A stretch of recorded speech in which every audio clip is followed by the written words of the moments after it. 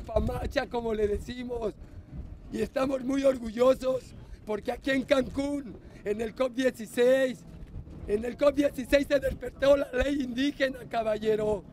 En el COP16 empezaron los indígenas a gritar. Y en el COP16, aquí en Tierra Maya, aquí en Cancún. Protesting because this is a space for civil society, for ordinary people to be heard. Not everybody can get into the Moon Palace and into Cancun Messe and have their voices heard and influence in negotiations on the inside, but this is a space for us to be able to express ourselves and talk about the false solutions. And we are here marching against carbon markets and against the commodification and privatization of nature.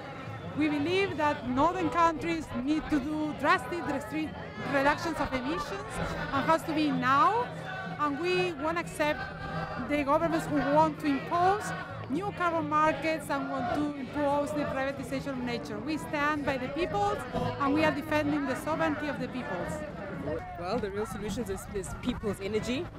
Real solutions is people's sovereignty, is not using fossil fuels, renewable energy. Those are the real solutions that are people-based, and decentralization of energy.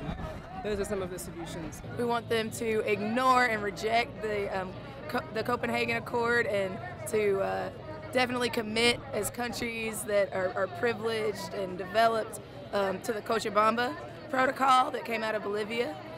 And we want our leaders at this space to basically, look at our communities for the real solutions and not take false carbon trading solutions. They're not real.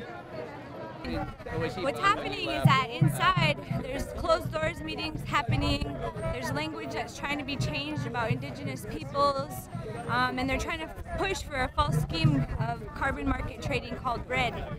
And so here, La Via Campesina, Grassroots Global Justice, Indigenous Environmental Network, the Bolivians, and a whole host of other folks are out here to say that we as indigenous peoples want our rights respected, and we want free, prior, and informed consent before these things happen, because this scheme, this REDS, it's a commodification of the sacred, it's privatization of air.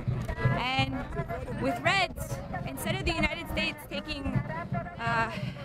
reducing emissions at their source, what they're doing is they're just pushing it off on other countries, on indigenous peoples. And if this pushes through this RED, it's going to cause toxic hotspots in the United States for the pollution to just blow up. And so it's just a false scheme, and we're here to say that we want to be heard.